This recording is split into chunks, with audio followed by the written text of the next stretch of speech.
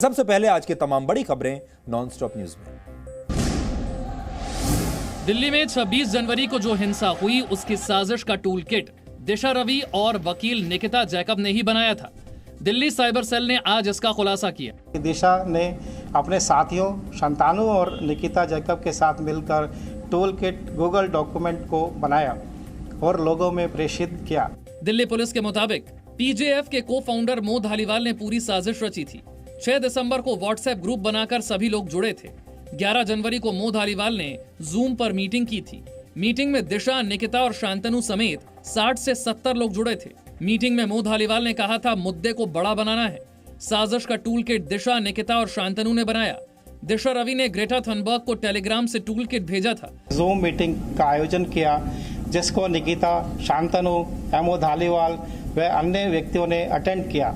Delhi police के मुताबिक आरोपियों ने 26 जनवरी की हिंसा के बाद फिर मीटिंग की थी।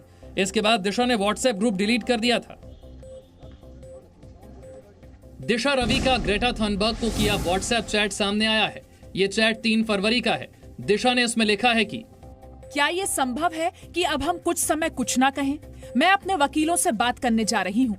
मैं माफी चाहती हूँ, लेकिन हमारा नाम इसमें है। हमारे खिलाफ यूएपीए की धाराएं लग सकती हैं।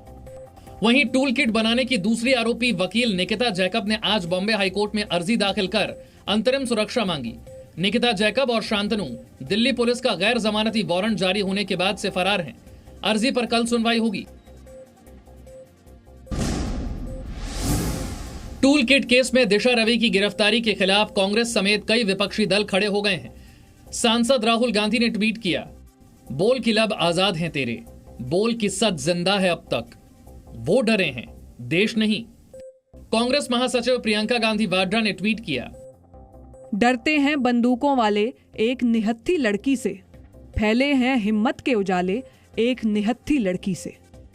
ये सरकार के खिलाफ अगर हिंदुस्तान की कोई व्यक्ति जुबान से एक बात निकाले तो उनके खिलाफ तुरंत कार्रवाई करने की सारे इंतजाम ये सरकार कर लिए। आम आदमी पार्टी और सीपीएम ने भी दिशा रवि का बचाव किया। गृह राज्य मंत्री किशन रेड्डी ने कहा कि विपक्षी दलों को कानून पर भरोसा रखना चाहिए और अपना काम करने देना चाहिए। जो लॉ है वो लॉ के हिसाब से होना चाहिए।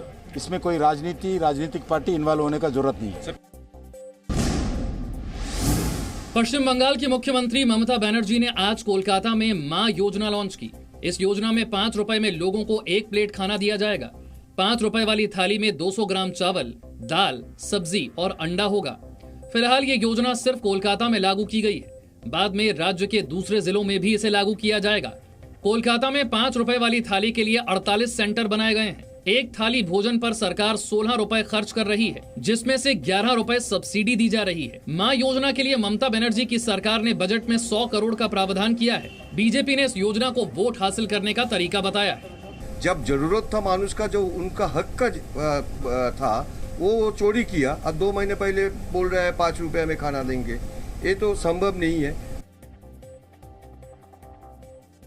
व्हाट्सएप की नई प्रिवेसी पॉलिसी को लेकर सुप्रीम कोर्ट ने सरकार और व्हाट्सएप को नोटिस जारी किया है। सुप्रीम कोर्ट ने कहा है कि आम लोगों की प्रिवेसी सुरक्षित रहनी चाहिए। Chief justice S A Bobde की अध्यक्षता वाली बेंच ने कहा कि आप 2 या 3 ट्रिलियन की कंपनी हो सकते हैं, लेकिन लोगों के लिए उनकी निजता की अहमियत पैसों से ज्यादा है। याचिका में आरोप लगाया गया है कि व्हाट्सएप ने भारत के लोगों के लिए जो प्रिवेसी के मानक तय किए हैं वो यूरोप में लागू नियमों के मुकाबले कमजोर हैं। व्हाट्सएप के वकील कपिल सिब्बल ने कहा कि भारत में प्रिवेसी सुरक्षित करने वाले वैसे कानून नहीं हैं जैसे यूरोप में हैं। इस मामले की अगली सुनवाई 4 हफ्ते बाद होगी। कंपनी मामलों के मंत्रालय के director general Manmohan Juneja Delhi Gymkhana club के प्रशासक नियुक्त किए गए हैं। National company law appellate tribunal यानी एनसीएलटी के आदेश पर दिल्ली जिमखाना क्लब के बोर्ड को आज भंग कर दिया गया था। जिमखाना क्लब बोर्ड पर भ्रष्टाचार के आरोप लगे थे, जिसकी सुनवाई एनसीएलटी में हो रही है। इस बीच नेशनल कंपनी लॉ ट्रिब्यूनल यानी एनसीएलटी में केस की सुनवाई चलती रहेगी। केस की सुनवाई पूरे होने तक जिमखाना क्लब का कामकाज कंपनी मामलों के मंत्रालय के पास रहेगा। हालांकि इस दौरान ना नए सदस्य बनेंगे, ना ही क्लब की फीस में बदलाव होगा। दिल्ली जिमखाना क्लब पर सिर्फ क्लोज ग्रुप के लोगों को एंट्री देने और वित्तीय गड़बड़ियों के आरोप हैं। आज national company law appellate tribunal ने एक ऑर्डर पास किया है जिसमें क्लब की जीसी को सस्पेंड किया है और गवर्नमेंट को एडमिनिस्ट्रेटर अपॉइंट करने के लिए परमिट किया है। कोर्ट का ऑर्डर आज इंप्लीमेंट हो गया। वर्ष 1913 में खेलों को बढ़ावा देने के मकसद से जिमखाना क्लब की स्थापना की गई थी। पेट्रोल और डीजल की कीमतों में बढ़ोतरी आज भी जारी रही। दिल्ली में आज पेट्रोल 0.26 पैसे प्रति लीटर और डीजल 0.29 पैसे प्रति लीटर महंगा हो गया। दिल्ली में पेट्रोल का मौजूदा रेट 28 रुपए 99 पैसे है, डीजल 79 रुपए 35 पैसे है। मुंबई में पेट्रोल 95 रुपए 46 पैसे है, डीजल 86 रुपए 34 पैसे है। कोलकाता में पेट्रोल 90 रुपए 25 पैसे है, डीजल 82 रुपए 94 पैसे है और चेन्नई में पेट्रोल 91 रुपए 19 पैसे है और डीजल 84 रुपए 44 पैसे प्रति लीटर है। उत्तराखंड में सैलाब के 8 दिन बाद भी रेस्क्यू ऑपरेशन जारी है। अब तक 56 लोगों के शव मिल चुके हैं। इनमें से 30 लोगों की शिनाख्त हो चुकी है। रैणी गांव के पास ग्लेशियर फटा था, वहां से 7 शव मिले हैं। तपोवन टनल में 135 मीटर तक मलबा हटाया गया है।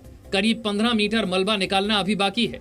नीचे से पानी आना शुरू हो गया, प्लस हमारा जैसे डेड बॉडी मिलना शुरू हुआ ना, ये थोड़ा सा ह्यूमन इमोशन होता है कि हमने ऑपरेटर को भी बोला, वो भी सावधान है कि बॉडी को ठीक से रिकवर करके लाने का। आज आईटीबीपी और एनडीआरएफ ने मिलकर रैणी में रेस्क्यू ऑपरेशन चलाया। सैलाब से प्रभावित इलाकों में अभी करीब 150 लोग लापता है।